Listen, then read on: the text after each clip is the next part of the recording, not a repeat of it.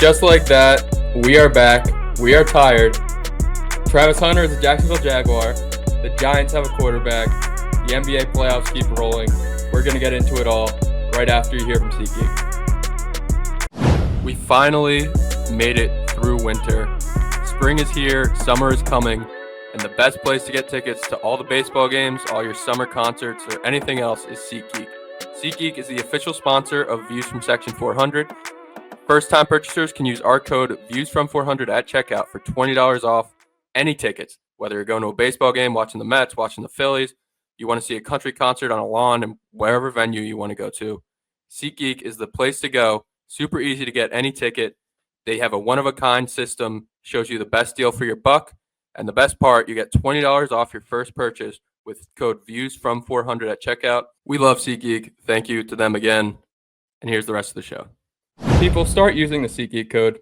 It's a great deal. I use it all the time. You might as well take advantage. You might want to take advantage, especially when football season comes around, to watch Travis Hunter.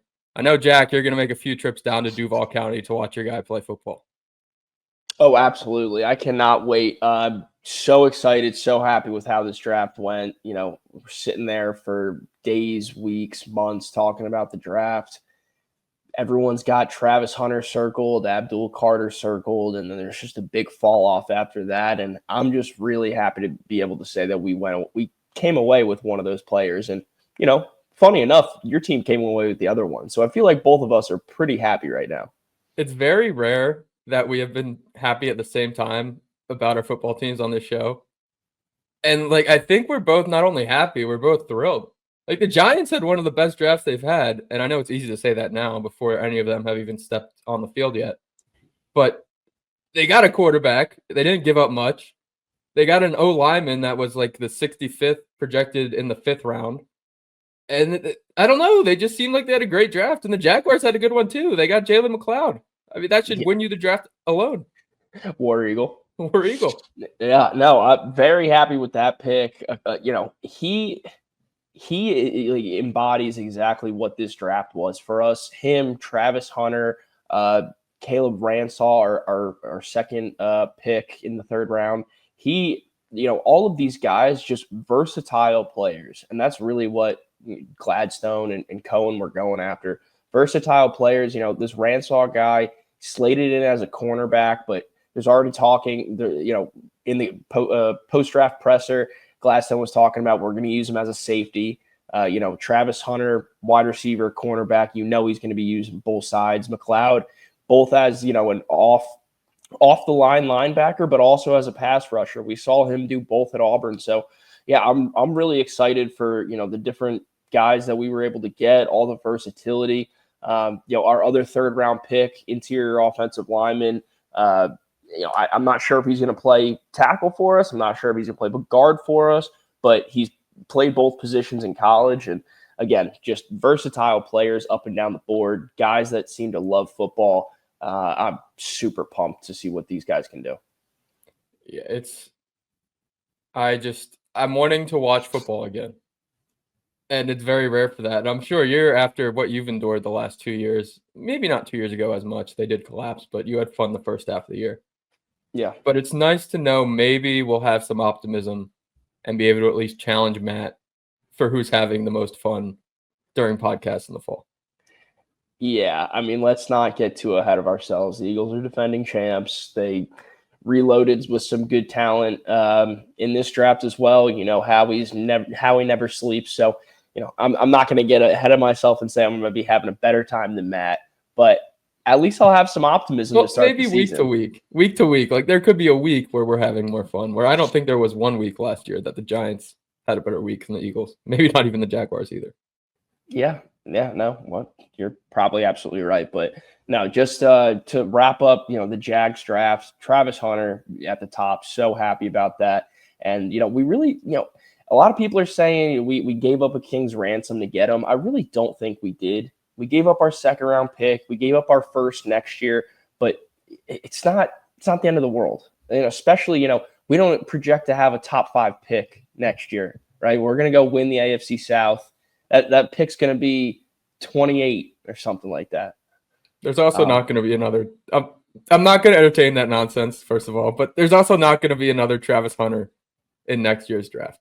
Exactly, right? And, whether you want to hate on Travis Hunter or not, he was projected as, the number one wide receiver and the number one corner in this draft. So for us to be able to get a player who can do both, that's essentially worth 2 first-round picks right there. Yeah. So I'm excited for him. Like I said, in the 3rd round, we added a lineman who is big, nasty. Looking forward to seeing him play football for us. We added a versatile DB, Ransaw, corner, safety. We got a lot of DBs now that, we're just trying to get more and more in the building, see who's actually going to stick. Because outside of Tyson Campbell, it's pretty much all up in the air. And then in the 4th round, we got a running back, we got the Jack Kaiser, that linebacker out of Notre Dame, smart football player.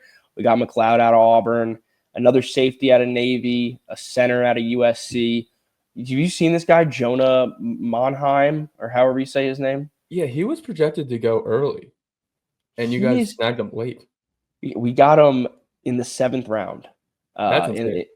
He is one of the biggest dudes I've ever seen him. He doesn't look like he would be able to play football. Like, that's how big he is. He's so big, he doesn't look like he'd be able to, get down on the line and actually get out in front and get their hands out. Like, he just looks too slow for that. But my gosh, this dude is a literal mountain. But I'm excited for him. He's a center. And then we finished our draft off with another running back. So the only thing that I'm a little questioning from our draft is the fact that we took two running backs. We still have ETN and Tank Bigsby on the roster. So, how that works out between the 4 of them now, I find pretty interesting. And I'm sure we're going to sign an undrafted free agent to the running back room as well. So there's going to be a lot of guys fighting for touches. Just we're in a position where, we're finally seeing competition in some of these rooms. Versus in the past, it's just like, all right, this is the guy we drafted. He has to start for us day one because we don't have another option. Now we're kind of moving like a legitimate organization and actually have go compete and win the starting job. It's awesome. Jaguars have never experienced before. That's what you want. It's kind of what I've been experiencing with the Mets this year, and we'll get to them later in the Michael of the Week. But I mean, you want the battles, and you want the best player to win that battle. So it's the best player. But I never played, I guess it's called KFUT, College Football Ultimate Team, this year. They implemented Madden Ultimate Team into the new college football game. Right, but right. No one calls it KFUT or whatever you just said. Would it just be CUT, College Ultimate Team? Sure. I don't know. Either way, Monheim had like a 95 overall card in that game. I do remember seeing that. So really, if you need another reason to like him. Oh, well, I'll tell you right now, it's the measurables, and that's why he was ranked as he probably was a 95 in that game. The measurables, like I said, he stands out. He is a big dude. He is tall. He is thick. He weighs a lot of pounds, a lot of lbs on that man. So at face value, you stick those attributes on a character in a video game, he's going to be dominant. But again, that's a video game. We got to see if that can translate to the NFL game and NFL speed. Yeah. I guess I'll wrap up the Giants draft because we do have some Giants fans. I think they're a little closeted that watch the show. But if you want to see my first round reaction to the whole Dart and Abdul Carter, I was thrilled to go watch our live reaction. That's on YouTube. I have a lot of cautious optimism after this draft. Not only because the New York Giants finally drafted, I think, good players, but they drafted good players in the departments that have won them Super Bowls in the past. So the last 2 Super Bowls the Giants won, they not only had that great D-line, which they have now with Brian Burns, Abdul Carter, Kayvon Thibodeau, and Dexter Lawrence, arguably top 3 in the NFL. It's really good. Line. They had a battering ram running back and a speed back. They had Brendan Jacobs, they had Ahmad Bradshaw for forever. Now they have Tyrone Tracy and they have Cam Skattebo, arguably a bigger battering ram than Brendan Jacobs was. I mean, I think this guy's mom said he runs into light poles for fun. Yeah. How can you not love a football player like that? You don't got to sell me on Skattebo. I've been a fan since I got to see him perform in college football last year. The end of his season was awesome. Yeah, what he had that game was that college football playoff where he had the passing touchdown, the receiving touchdown, and like 3 rushing touchdowns? I think it Yes. was against Texas. Yes. I don't think he'll do that in the NFL, but it'd be cool if he did. And then the last one's a reach, but they did have an Ole Miss quarterback. And now they have an Ole Miss quarterback behind center. So that's the like 3 huge areas that the New York Giants had when they won their Super Bowls. And now they have those things in those 3 areas. So I'm very cautiously optimistic about the direction of the New York Football Giants. Well, look, as far as your opening statement, you guys are building the team the way that you did, when you won those past Super Bowls. I completely agree. I completely agree with the take and also with the approach. Beefing up that D line, making sure your defense is legit, and then just having some offensive weapons that can make plays here or there when you need it. I mean, you definitely have that with Neighbors. You got a good tandem of backs. I'm not going to tell you got yourself anything special, but you got some good backs back there. As much as I will give the Giants some credit, I am very impressed with what they've been doing the past few months, basically since last year's collapse. Not that they were going to be any good last year, but I'm impressed with what they've been doing. The one thing I'll say, though, is Jackson Dart. Like, this is all riding on him right now. You know that, right? If he's a bust, this whole rebuild, Abdul Carter, Brian Burns, Malik Neighbors, it's all going to be for nothing. Yep. So keep that in mind. It's in mind. You don't have Trevor Lawrence, right? You got an unproven. Okay, but they finally rookie. have Brian Daboll's guy. Brian Daboll has not had his quarterback since he's been the coach, and he turned Daniel Jones into a playoff quarterback. And we know what he did with Josh Allen, who's obviously good, but he helped Josh Allen improve to take that next step. So now he has a guy he can mold and just completely shape. So I want to believe Brian Daboll can make Jackson Dart good. He's already good. I want to believe he can make him an NFL quarterback. I'm not going to say he can't. I've been a fan of Daboll. I've been a fan of Jackson Dart at the college level. I'm not sold on him as an NFL quarterback, but quite honestly, I'm not going to sit here and say that I have a great eye for it. If he's going as the number 2 quarterback off the board, and you've got whoever else, Shadeur, Dylan Gabriel, I think the Jags signed an undrafted free agent quarterback. Peyton Thorne got signed by the Bengals, by the way. Peyton Thorne did get signed by the Bengals. Regardless, this Tyler Shuck dude, whoever that you're grading at the quarterback position in this draft, doesn't matter because now it's spoken for itself, right? We were talking about draft seasons, all about clarity. Jackson Dart slated as the second best quarterback in this class, and that's based on draft position. So that's where we're at now, and we got to see if he can actually live up to that name. I just hope he can. The Giants haven't had a quarterback since Eli. They need someone good. They really do. But I like that you brought up. Yeah, okay, that's fair. I like that you brought up Shadeur Sanders because we should talk about him at least a little bit. I know Mel Kiper really already said everything we need to know about Shadeur Sanders, but he falls to the Browns in the 5th round, now fighting with Dylan Gabriel and Joe Flacco for that starting quarterback position. And Kenny Pickett and Deshaun Watson. Oh, my God. What a room. They have 5 quarterbacks in that room right now.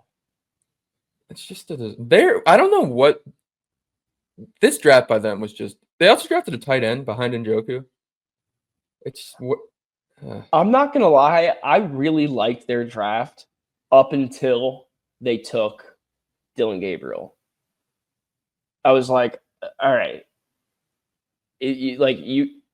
I could understand them getting a Cam Ward or a Shadeur or a Jackson Dart, like somebody who really was very highly rated as a quarterback at the top of the class. But Dylan Gabriel there just made no sense to me. But then, whatever. You draft him, that's your guy. I can't hate too much. They picked their guy. I wouldn't have picked him. I would have picked the other guy. But then 2 rounds later, here they come and get Shadeur Sanders. It's like, you guys are just plain dumb. And that's I had made a tweet not too long before the Browns took Sanders, and I crossed them off my list as far as teams that would draft him because they just drafted Gabriel.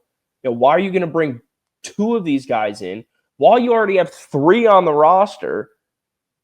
I mean, that's just Browns being the Browns, being the most poverty franchise in all of sports. I mean, Kenny Pickett might get cut. Kenny Pickett and Joe Flacco might get cut. And they probably Watson. They probably should cut the both of them after signing these 2 guys. Well, can you go into the season with 4 quarterbacks on the roster? You can probably get Watson. You could put one on the practice squad. Yeah, you could put Watson on. Watson some sort of medical exemption. You have, I would think, Flacco as like the veteran leader actually start that season, and then have Gabriel and Shadeur sort of learn from him. And Kenny Pickett's the odd man out, but Kenny Pickett could also just be better than Flacco at this point in Flacco's career, and Flacco could be on getting cut. Yeah, it's just there's too much. There's just too much going on right now for the Browns quarterback room. 5 of these guys, and even at their ceiling, are any of these 5 going to be like promoting the Browns to the playoffs? No. I still think Shadeur Sanders could be good. I know we just everybody just spent this whole week. I don't know what to on the football field. He's good, but apparently, we learned in those interviews, he was on his phone and just not doing the things that they were asking him. So I really don't know what's going on with him. But on the football field, he's a good player, and it seems like people were like, "Yeah, he deserved to go in the 5th round." It's no, he should have been maybe a 2nd rounder. Maybe not first, but I don't know. I really don't feel like talking about Shadeur Sanders anymore just because it's been covered by so many people. Yeah, me too. I feel bad for him. The draft stock slid. You never want to see that. But from everything I've heard, it seems like some of this was his doing with the interviews and all that. So I'm not in the rooms. I can't actually, give my 2 cents on it. Just from the outside looking in, it seems like some pretty personal stuff, and people are trying to make it about race, so I really don't want to give my own 2 cents on it. Yeah, that's fair. We can talk about Jarquez Hunter. He goes War Eagle. He goes to the Rams to maybe take Kyron's job. I mean, Blake Corum didn't look that impressive last year, and neither did Kyron. Well, I know you really hate Kyron. You liked Kyron. Listen, yeah, he was a phenomenal fantasy running back for me last year. Well, that's because of the volume, and we saw what Jarquez could do with volume. I think maybe he could do a little more with that volume than Kyron Williams can. I would agree with that. Jarquez Hunter is a phenomenal running back, dude. I think that he could, in the right position, absolutely become the lead back over there. I mean, we know how much Sean McVay likes Kyron Williams and trusts Kyron Williams. So it's going to take a lot, I would think, for Tate to tank. I'm thinking of the other one, Jarquez. I think it'd take a lot for Jarquez to actually usurp Kyron Williams and actually take that starting job. But it's possible, man. As far as the skills go, Jarquez Hunter is the best running back in that room now. Yeah, no, I mean, we're obviously biased, but I think that's a fact. Yeah, look, I like Blake Corum coming out of college, out of Michigan. Thought that he'd be a good, short yardage bruiser back, but we really didn't see any pop out of him last year. So maybe he has a year 2 bump, but we don't know. We'll see. I don't think we expect that after the Rams drafting Jarquez, but maybe this is the kick in the butt Blake Corum needed. Maybe. I still don't know. I mean, other notable picks here, we have Mike Green, the Marshall kid that Will and Matt kind of wanted to go to the Eagles. He fell all the way to 59. Of course, the Ravens scoop him up. Just another great pick by the Ravens, but he had the whole, I think, domestic violence issues. They had Ray Rice. They're not unfamiliar with that. Justin Tucker right now. And they also drafted a kicker. So maybe Justin Tucker's days are numbered. I did see that. Yeah. Now they're expecting him to come in and win that job. I think Justin Tucker's on the outs, which is unfortunate, but great career. Yeah. Patriots drafted another receiver, Kyle Williams. So his career's over. When's the last time the Patriots drafted a good receiver? Edelman? I could not. Yeah, probably. Like we're talking Edelman, like that. Those kinds of guys, like they missed on so many at the end of the Belichick era. Remember N'Keal Harry? Yeah, N'Keal Harry being one of them. I haven't done like my complete and full, all 32 team analysis on the draft yet, which I will do for you guys. But after first glances, the Patriots had one of my favorite drafts. They have Drake Maye. That's what you look at the Patriots season last year, you say this was a hot load of garbage outside of the fact that we have Drake Maye. And, even though he had a really tough rookie season with everything going on around him, we know we have our guy in Drake Maye. So what do they do this draft? Like with the first 5 picks, I think they went like 2 offensive linemen, a receiver, a running back. If you're looking at it, maybe you can help me out here. But find it. Yeah, like two linemen, 2 offensive linemen, a wide receiver, a running back, maybe even another wide receiver. Like they a tight end, I'm forgetting who, but they spent a whole bunch of early round picks on offensive players to build around Drake Maye. And I got to say, I'm very impressed with Vrabel and Patriots organization being a good organization. Yeah, they went tackle, running back, receiver, center/guard, and then safety, defensive line, edge. Okay, so for the first 4 picks. First 4 picks were all 2 offense. Linemen, a running back, and a receiver. Yeah, and look, that's what you got to do around your rookie quarterback that you believe in. And let's not forget they brought in Stephon Diggs in the offseason too. So they got a lot to work with over there in New England now. I think Vrabel's going to be pretty happy. Yeah, the Patriots did that, and then the Commanders, of course, got to bring up my 3rd favorite team here, as you guys like to say, but they spent their whole offseason and first part of the draft helping out Jaden Daniels. Get another lineman in the first round. So if you have that good young quarterback, teams really want to help him out. Yeah, and then they got that guy Amos, that safety, Trey Amos, is that his name? Yep. That I know Will was saying he wanted him for the Eagles at 32. So for the Commanders to get him later in that second round, it's a good pick for them. Yeah, it seems like there were a lot of good picks. It might just be a year that the mock draft crowd was just way off with the NFL evaluation. And maybe they were right, and a lot of people got a lot of steals, or maybe they were just wrong. And we'll see not that good of a draft this year. Yeah, it's always interesting to see. I mean, everyone's, that's one of the things that I love seeing. Like the Mel Kipers, when Shadeur's falling out of the first round, the Mel Kipers losing his mind, like, I can't believe that this is happening. This doesn't even make sense. Like, Mel, he hasn't taken a snap in the NFL yet. You can project that he's going to be the next Tom Brady all you want, but he hasn't taken a snap yet. We don't know if he's good. We don't know if this is a steal. We don't know if this is a bust. We don't know if this is a bad pick. Like, let these guys play. I'll let you know after like a year, after 4 weeks. You want to give these guys a couple games? I'll let you know. But my Lord, his breakdown was just insane. Reese Davis had to yell at him finally, and you never see Reese Davis. Mel had an all-time crash out about Shadeur. It was actually hilarious.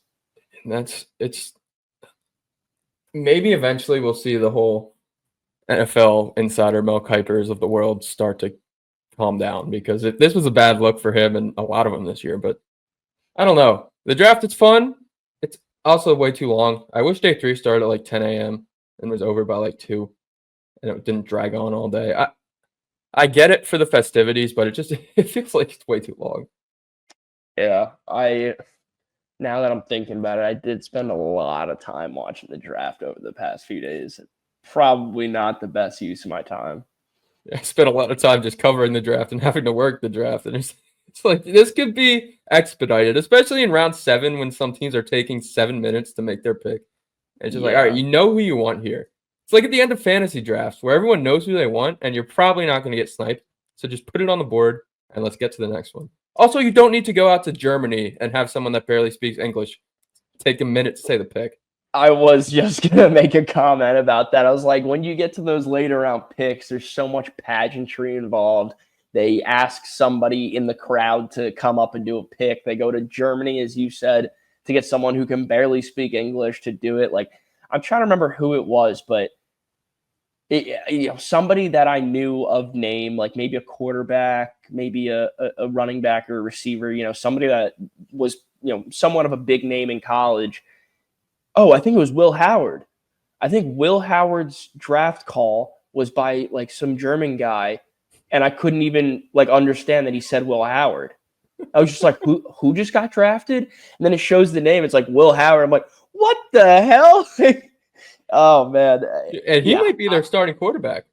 But I'm with you, man. It can get a little ridiculous. I can appreciate. I do appreciate a lot of them. I do like the personal sort of touch and like the real world touch that we throw on the draft with that. Like, when Travis Hunter's pick was getting announced, the number 2 pick, we had Eric Armstead out there, the Walter Payton Man of the Year. I like stuff like that. I liked, the Bills had, I think, like a Make-A-Wish kid announce one of their draft picks. Like, there was a crazy pick of a Bills fan that tweeted, "What are we doing here?" And it was the kid on the stage with Goodell. Like, he just got drafted.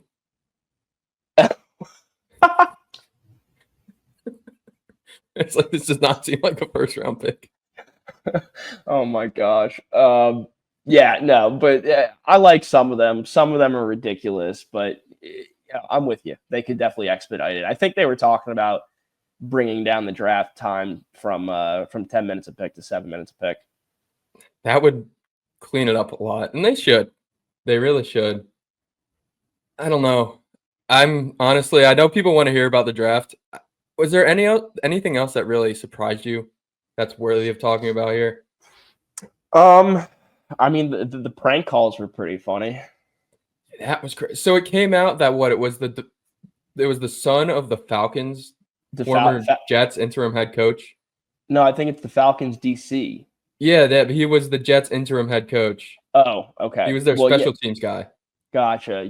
Yeah. Well, the Falcons' current DC, his son, I guess, had the numbers, got it from his dad's phone, and then him and his buddies prank called Shadeur Sanders and Tyler Warren and allegedly a couple other players in this draft. But, luckily no one's getting too pissed off about this. I mean, if Shadeur ended up going undrafted, maybe it would have been a bigger story, but no one's getting too upset. It seems like, kids doing some stupid things, and I know the Falcons aren't disciplining the coach, which is a good thing. I mean, if anything, the coach just needs to discipline his son, being like, you cannot be this big of an idiot. Yeah, that kid should be running laps all of training camp with full pads. Yeah, you want to talk about getting blackballed from football? That kid might get blackballed from football. I know he's a player himself. I think he's a high school kid, but yeah, he's got a ways to go. And when it's his time to get drafted, karma's a thing. It is true. And oh man, I don't know. I feel bad for Shadeur. It seems like if there's anyone that maybe deserved getting pranked like that, it was him. But also, I don't know if anyone deserves to get a prank call that your dreams are finally coming true and then they don't come true. Yeah, it's a tough one. Trying to think of an actually funny scenario, a scenario where that actually would have been funny, but it just sucks. No, yeah, it's pretty brutal. Any other big things that happened in this draft? Not really. Definitely a fan of my Jaguars picks. I was a fan of the Patriots draft. The Browns going 2 quarterback just made me want to shoot up Cleveland. Yeah, I don't think Goodell, man. I don't think Goodell got booed enough. He should have gotten ripped apart for riding in on that bike. That was the corniest thing I've ever seen. I was really hoping he pulled a Biden and fell over. That would have made my night. That would have been better than getting Travis Hunter. Let me tell you that right now. That would have made my night. That would have been funny. There was I think Mr. Irrelevant's name was Kobe Minor. His last name was definitely Minor. I forget his first name, but the Patriots tweeted a minor, like the Kendrick lyric, and immediately deleted it. So that lasted for about 3 seconds. Yeah, probably not the best idea that they've had. Yeah, but I'd like to know if that social media person still has a job. If anyone has connections with the front office staff in New England, please let me know. That's the NFL draft. All right, so the NBA playoffs are still rolling on. If you were tuned into the NFL draft like the rest of the world, well, you did have NBA this weekend, and the Memphis Grizzlies are officially dead. Yeah, they got swept. I mean, we expected that, though. They really tried, too. They didn't have Ja in that game. I think they were 15.5-point underdogs, and they lost by 2. They had the lead for a while. They got good players, man, but this Thunder team, they're no joke. No, and SGA finally decided to have a big game. He didn't really even have to this series, and I guess this game he had to, and he had 38 and hit the game-winning shot. Basically the game-winning shot. I think Desmond Bane hit a 3 from the parking lot to make it interesting, but I don't know. This Thunder team, they weren't really tested. They'll probably be tested in the next round. Then again, a lot of these teams don't look that great. We'll get to some of them, but I like the Thunder's chances. There are a lot of good teams in the West, but the Thunder, to your point, they didn't really look like they were tested, which, I mean, goes to show. They won the first game by 50 points. Yeah, which goes to show how dominant that they are. You know, if they can win an entire playoff series without looking like they were even tested, I mean, that goes to show how dominant they were. I mean, it definitely shows that the Grizzlies are not great as well, but the Thunder, man, this is more about them. Yeah, and I love Lou Dort, love the torture chamber, but I do disavow what he did to John Morant. That was not a clean play. There have been a lot of physical and non-basketball moves that have happened throughout this playoff so far. That just this first round across the board. I'm never like calling for injuries or anything, but I love the physicality. I'm loving defense is bad. Basketball. I'm loving the basketball we're getting right now. We're barely getting to 200. Some of these games aren't even getting to 200. Like, they're playing defense again, and it's fun. It's actually a fun league right now. And I guess that's what you get every playoffs. But it seems like it's extra. Maybe it's just because the pendulum swung so much from the regular season that it just seems like it's more intense this year. But it's fun to watch. Except it's like this every year. Like I don't think that this is anything special. I mean, the regular season, maybe it's because every year the regular season gets more and more cupcake, less and less competitive. And then when you get to the playoffs, it just gets more and more competitive. But every year it's this way. Every year the NBA starts come playoff time. Yeah, I don't know. I felt like at least in last year's when there were past years, not just last year, but when there were like the races to get in, maybe it's the play-in now, but the play-in's been around for a while. I don't know. It seemed like we had at least a month or two of intense basketball before the playoffs. And this year, it just felt like nothing. No, that's a very fair point. Last year, I do remember the fight for the 1 seed in the West, for example. That was a big thing down the stretch. Before the playoffs started, maybe 6-7 games out was, felt like the playoffs from there. So I can understand that. There was less of a leeway this year. It's just flip the switch. It's playoff time. We're playing physical. We're playing defense. Yeah, I'm with you. I can understand that. Yeah, one of the teams that should not be playing right now, the Miami Heat. Yeah, they're down. They're down 3-0. Tyler Hero was in the presser talking, this team, this organization, we fight. We're not going down 4-0. We're getting one. I love the confidence. I love the swagger. I love the competitiveness, but it's not happening. The Cavs are just so much better than the Heat. Yeah, the Cavs did not have Darius Garland on the road in a must-win Game 4 for the Heat. And they won by, 34 points? Tyler Hero. Right? Game 3. So not, I guess. No, pretty much, yeah. It's still a must-win. It's still a must-win. Yeah. Tyler Hero had 13 points in 37 minutes. That can't happen. No. He's their best player right now, too, which is You're not a playoff team when Tyler Hero is your best player. I'm sorry. Yeah, we'll see if heat culture can help the lottery balls fall, and maybe they get a good pick in this upcoming draft. One of the great series, though, we had an Aaron Gordon buzzer beater that a lot of people said maybe wasn't a buzzer beater, but it was. Nuggets tied the series 2-2, 101-99. This thing, we've been saying it's going 7 since it started, and I think we're staring Game 7 in the face. Yeah, this series is the best one, hands down. I will give a little bit of a shout out to the Lakers and T-Wolves series, but that one's 3-1, not 2-2. This is so competitive, coming down to Kawhi Leonard buzzer beaters, coming down to Aaron Gordon put back dunk buzzer beaters. That people might not want to give him credit for that putback, and maybe his finger was on the ball.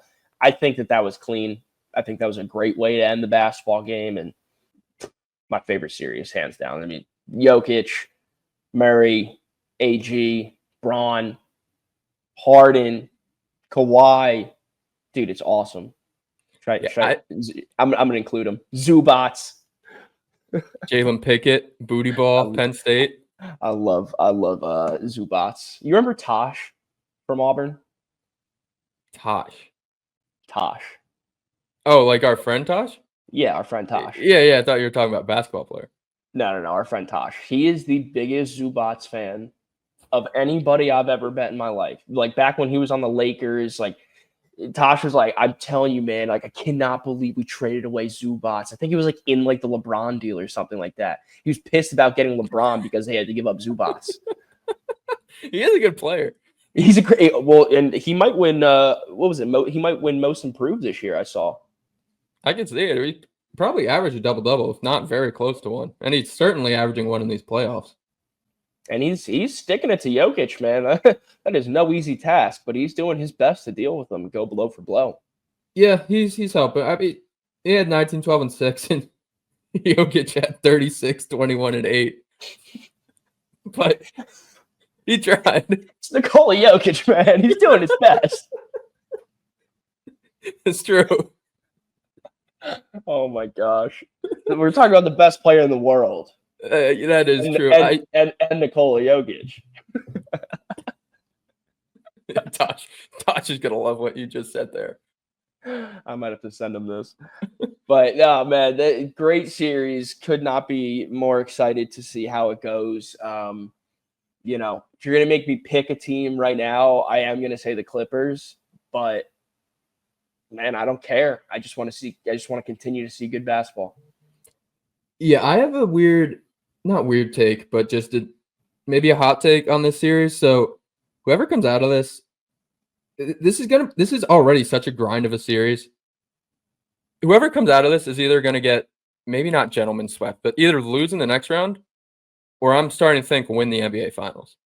Well, I'm 100% with you. And you want to know why? Because this is extremely reminiscent of the Nuggets Timberwolves series from last year's Western Conference playoffs. Great series, went 7 games. Everyone was saying whoever wins this series, Anthony Edwards and the Wolves or Jokic and the Nuggets, whoever wins this series is going to win the Western Conference Finals, going to win the NBA Finals. But they were completely out of gas playing the Mavs in the Western Conference Finals. The Timberwolves were after 7 great games in the series against the Nuggets. They didn't have anything left for Luka and Kyrie, and they were able to get by. And Luka and Kyrie played in the finals. That's what's going to happen right here again. I don't think that whoever comes out of this series, it's going to be too much of a dogfight for them to continue on. Yeah. And on top of that, we're talking about how physical these playoffs are right now. These two teams, especially the Clippers and Nuggets, there was a brawl at halftime. Yeah, there is no love lost between these two teams. They are going at it, and whoever can survive this dogfight is going to be hopping into the second round somewhat injured, hobbling, versus the Thunder, who, as we're talking about, didn't even get tested. No. And speaking of hobbled teams, the Warriors shorthanded take down the Rockets. Steph Curry, vintage Steph Curry game. Warriors might this might be another year the Warriors get it done.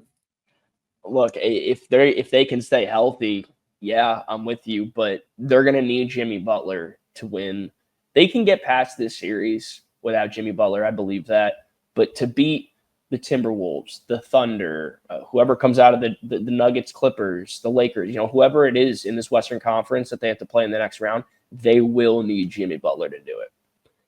Yeah, I'm just looking at, like, I don't know if this game is more on the Rockets just being young and not ready for the moment. Like, Jalen Green did not play well. Dylan Brooks was there, but Amen Thompson, again, didn't play very well. But, like, just looking at this Warriors roster, you had Steph Curry drop 36, 9 assists, 7 rebounds. Then you had Draymond do his thing. But then you have Podziemski, Quentin Post, Kuminga, Buddy Hield, Moses Mooney, Gary Payton, Kevon Looney. Like, this team should not be beating the 2-seed Rockets, but Steve Kerr and Steph Curry. That's what it is, man. It's championship DNA. It's tough to knock them out. It really is. Steph Curry is Walter Clayton. These guys are just, they hit shots from all over the floor. It does not matter if you have two hands in their face; they're going to hit it over you, and it's tough to knock guys like that out. But to your point, they do not have the supporting cast that you typically would see an NBA championship team have. So Steph, Jimmy, they're going to have to carry, sort of like Luka and Kyrie did to the finals last year. So let's see. I don't have a whole lot of faith in them, though, unfortunately. No, I don't know. I think they can do it. I think the Warriors can do it if Steph Curry can be vintage Steph Curry. I mean, dude, he is. He already is. He's giving you 36, 9, and 7, like you said, almost a triple-double on 30-something points. Like, he's doing everything he can, man. And they're only pulling it out by, like, 2 points. Yeah, that's true. Well, we'll see what happens. They still have a lot of series left in that. The Rockets could take back home court if they win tonight as you're watching this. Flip it over to Sunday's games. We had the Knicks win by a point. Jalen Brunson did his thing. Detroit, fun story, but I think it ends here. Yep. Again, I love the Knicks. Love Cade. It's a fun series, but this is like a B series, if that makes sense. Like, the winner of this wins like the B League. These guys aren't playing in the A League. Neither of them. Jalen Duren had 9 rebounds in the first 5 minutes of this game. That was pretty cool. That is 17. Cool. And Cade had a triple-double. So, like, the Pistons are doing fun things, but they're still a couple years away. I just think I really do think that they're one big-time player away. Like, you get one other big-time player compliment Cade, I think that they could do it. But I think Cade is that good, is my point. Oh, yeah, Cade is definitely that good, and it's hard to put up triple-doubles in the playoffs. Only a certain type of player can do that. Yeah. Certain type of player, LeBron James, he's down 3-1 again. Anthony Edwards was him today. Anthony Edwards is him. Yeah, what he had? He had 43, 9, and 6. Yeah, him and Luka were going back and forth. I think Luka finished with 38. Just two of the young stars in the league going after it. Reminiscent of as we were just talking about the Western Conference Finals from last season between the Wolves and the Mavs. Luka and Ant just going at it back and forth, but it's tough, man. LeBron just doesn't seem like he can do it anymore, man. I hate to say it, but he's gonna need to take like a massive pay cut, and they're gonna have to bring in some way more talent because AR and Luka is not enough. Now, LeBron shot 9 field goals today, 18 free throws. He scored 27, but that's not how LeBron James normally scores. That's a lot of free throws. Yeah, and this might be a record. I'm going to have to look it up. I'm kind of disappointed I didn't notice it before we started recording. Jackson Hayes started today. He played 4 minutes. Did he get hurt? No. I mean, I don't think so. He must have. Let me see. It wouldn't surprise. That's the thing. It wouldn't surprise me if he didn't get hurt. I mean, it's not like they have Tahad Pettiford coming off the bench where that makes They had sense. Dorian Finney-Smith play 41 minutes. Oh, God. Not even Dalton Connect. Yeah, so he did not get hurt. He just got benched. I'm telling you, JJ, fire up Dalton Connect. You need some of that Connect 4 to get past Anthony Edwards. It's going to take a lot. They are home in game 5, so you would think they can snag that one and force a game 6. And then maybe, anything could happen, force a game 7. But I don't know. I really like the way Anthony Edwards is playing right now. Yeah, I mean, the Wolves are playing complimentary to him too with McDaniels and Naz Reid. I mean, they're just a good team, dude. They really are. They're a scrappy team. They play hard, and as long as Anthony Edwards can hit, if he's hitting his shots, man, and dropping 40-something points, yeah, they're not getting stopped by too many teams. Unless Gobert just gets cooked. Which could happen. We saw that in game 2, game 1. Yeah, game 2. Yeah. Gobert sucks. And then this game looks like it's wrapping up. The Magic again gave it their good old college try, but the Celtics are up 6 with Tatum going to the line, 2 minutes left. I guess maybe you could hit a couple threes, make this a game, but looks like the Celtics will go up 3-1, and then they'll close it out at TD Garden in game 5. Yeah, I mean, if I had to put money down, that's what I would guess. That's what I would project. But I do got to give the Magic and you, Brian, and you some credit for getting one in this series against the Celtics. I said it wouldn't happen, but it did. I mean, look, you and they played them close. Even the losses have been close. No, and you're right. Like Paolo and Franz Wagner are really good. They have been playing really good basketball, complimentary. The Celtics really have not had a ton of answers for Paolo's mid-range game. They haven't had a ton of answers for Franz around the rim. I mean, the Magic are playing well, but like it's those two against the Celtics. And like I don't really need to rattle off the entire starting lineup of the Celtics right now, but they're, 5, like their quote unquote worst starter is Derek White, who just played on the Olympic team. Their 6-man Peyton Pritchard just won 6-man of the year. So while we're talking about Paolo and Franz, like these two guys over here, we're talking about 6 guys on the Celtics who are just going to dominate those two every single day of the week. So I got to give you and the Magic some credit for actually pulling one out, but the Celtics should not be losing games to the Magic. No, and they're probably going to walk their way to the NBA Finals. No one in the East looks too impressive. I mean, maybe the winner of this Pacers-Bucks series, which that next game's tonight. But I don't know. If one of those two teams can get hot coming out of the series, then yeah, I could see them doing it. I still could see the Cavs doing it. I'm still really impressed with the way the Cavs are playing ball. But if I had to bet on one team to make it out of the East, it's still going to be the C's. Yep. And wait, I know Matt. I guess I should say the Celtics because the Cavs are relevant. I don't think anyone refers to the Cavs as the C's. I don't think so either. I just had to clarify for the listeners. Any Cavs fans, if you caught your team the C's, please let us know. We'll make sure to not disrespect Cleveland again. Although we've already had disrespected the city a few times. It's been a tough podcast for Cleveland. Oh, yeah, but that's the NBA playoffs. So hopefully, we did give Cleveland some love. So I'm rooting for Cleveland. Let's go Donovan Mitchell, and let's go Mets. Here's Michael of the Week. All right, Jack. What's your Michael of the Week? Yeah, so a little bit of a feel-good story. Hunter Renfrow, the football player, is making his way back to the game.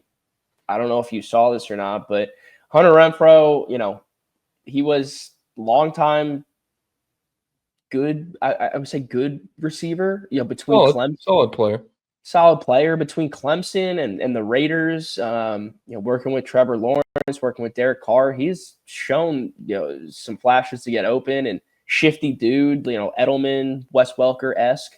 He's finally making his comeback to football after not having a great 2023. with the Raiders. He was injured a bunch. He's going to get a chance to play with the Panthers. So, that's a team that just used a first-round pick the past 2 years on a wide receiver. Leggett last year, Tet McMillan this year. So Hunter Renfro's definitely got some competition. He's probably going to have to battle out Adam Thielen for a spot if I would have to guess. But yeah, I'm happy for him, man. I always thought he was a great football player, good receiver, always was able to get open, be a security blanket for his quarterback. And hopefully he can make a name with the Panthers. That's a good fit. Adam Thielen thrived in that system. Yeah. Maybe Hunter Renfrow can. Yeah. I like it. He's got a couple years on Thielen too. So Adam Thielen, if you've been paying attention, really good wide receiver for like the first 8 weeks of the season until he, realizes that he's 35 years old and sort of falls off the production cliff. So between him and Renfrow, you use them both one half of a season. I feel like you could get some good production out of the two. Yeah, you get a little dynamic duo. And Renfrow has injury issues too. So, just maybe go week to week. It's like a platoon in baseball. Just maybe if the defense plays more zone, you go with Renfrow, and more man-to-man, you go with Thielen. Yeah, instead of running back by committee, we're doing a slot receiver by committee. I think we just created a new positional group for more people to get employed in the NFL. I think we did. The slot platoon. The slot platoon. But what we call them running back committees, running back by committee. Do we want slot receiver by committee? I think just platooning slot receiver. The slot team. We're going to call them the slot team. The slot team. Slot team. I like that a lot. So, yeah, he's going to join the slot team over there in Carolina. And you got Tet McMillan on the outside. We're not supposed to call him Tetoria McMillan? Tetoria McMillan. Well, we can't call him Tet. He doesn't like to be called Tet. No. TT. All right, fine. Territory. The Western Territory McMillan. And Xavier Leggett on the outside. Yeah, Renfrow / Thielen on the inside. Yeah, they could be a good team. Hopefully Jonathan Brooks actually plays so they can have a running game too. Although Chuba Hubbard running back too. Did they draft another one? I think they did. Well, I was going to say Chuba Hubbard had himself a fine season last season, but definitely won't. Jalen Coker, wide receiver. The receiver, yeah. Why does that sound familiar? He had some fantasy relevance last year. Sorry, I cut you off, but Jonathan Brooks has been looking decent. Yeah, is he coming back off the injury all right? Maybe. We'll see once he actually hits real game reps. But yeah. You always see all that. Right, well, that's enough talk about the Panthers. What's your Michael of the week, Brian? I think the New York Mets have a Brian Houck problem. I'm sorry. What? You're not that relevant. Well, hear me out. So I bought the Mets are in DC this weekend, and I bought tickets to every game. I've been to 2, and I could not go on Saturday. On Friday night, they were down the whole game. Then they took the lead late off of Mark Viento's little bloop hit that Dylan Cruz dove for and turned into a triple, basically a triple. Mets took the lead. Bottom of the 9th, they blow it on a single that scores C.J. Abrams from first base. He was running on the pitch. Jeff McNeil, first game back from injury, just couldn't really reach for the ball enough, so he tapped it with his glove, and then it barely went into center field. Tyrone Taylor made a heroic effort with the throw home, but it wasn't in time. Walk-off win. Then we get to Saturday. I can't go because I'm working. Just a nice little clean 2-0 win. The Mets pitching rotation I've been talking about looks great. Just what they've been doing all year. We get to today. I'm working till 1, game's at 1:30. I metro over, get there at about 1:45. So the game was a little bit delayed just because it was Sunday and they take forever. It was like the mascot Screech's birthday, so they were doing pregame festivities. So if I went in when I got to the game, I would have been up with like Lindor up with 2 strikes on him and basically been there on time. But Rose was going to meet me at the game. she got home late, so she had to Uber over. The Uber driver caused a scene, got lost, didn't make a right turn, whatever. So I had to wait like 30 minutes. Waiting those 30 minutes, the Mets went up 5-0 in the first inning. Rose finally gets there. We get into the stadium, into our seats in the third inning. The Mets score again. It's 6-0. Fifth inning, whatever. They go up 7-1. Then we get to the seventh. The Mets bullpen comes in. A catcher hitting .67 on the season hits a 3-run home run to get the Nationals closer. Fast forward to the bottom of the ninth. It's a 7-6 game. And once again, the Washington Nationals walk off the New York Mets. Jack, am I a bad luck charm for the 2025 New York Mets? Yeah, you guys need a new Grimace because Brian Howe cannot be your mascot. You cannot be the thing this year. That's tough, dude. That's tough. Yeah, so I mean, I know all about that. I every time I show up to an Auburn sporting event, we lose. So I know what you mean. But I have tickets for tomorrow, and I can go for about an hour if I really wanted to before I have to head to work.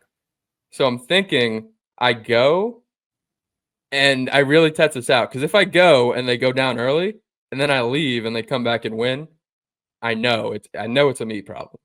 So I have to go early and then leave to see if it affects it after I leave. You got to go for science. Test the hypothesis. I'm really excited for this because I'm actually terrified because if it comes true, I can't go to another game this year. You shouldn't go. I think the Mets will find you and not let you come to another game this year. They'll get your ID posted outside like a wanted flyer. Don't let this man in the building. That's what I would do. Yeah, I'm sorry. I'm sorry, Steve. We'll figure this out together. I don't know if I have to get a new hat or if I have to get rid of my Grimace bobblehead up there. I don't know what I have to do, but I'll figure it out. I'll change the juju. Yeah, maybe it's because you're wearing a Vermont hat. Well, I wore a Mets hat last episode, and it's all gone downhill since then. Did you wear a Mets hat to the game? I did. You might need a new Mets hat. I also left my black Mets hat in Vermont when I went up to Vermont, and I think that might be an issue too. It's just you can't disrespect the hat, man. You're gonna have to go get it. Yeah, so I might be making a rescue mission. I'm disappointed. Like you went to Vermont, you got that nice new hat, but you left your old one, the old Mets one, the one that you actually have pride in. I didn't even wear this Vermont hat out. I wore an Auburn hat out. I packed the Vermont hat in the bag I bought it in, and I just forgot the Mets hat. You got to be better than that. Just forget about the Mets. Yeah, it was it's a rough scene for me and the New York Mets. They're still in first place, by the way, but it's April. It just sucks going to the game and losing.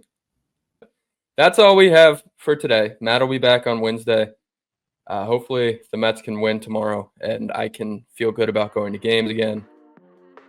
Jack's happy about Travis Hunter. It's been a fun weekend in the nosebleeds. We'll see you guys on Wednesday. Welcome to Duval.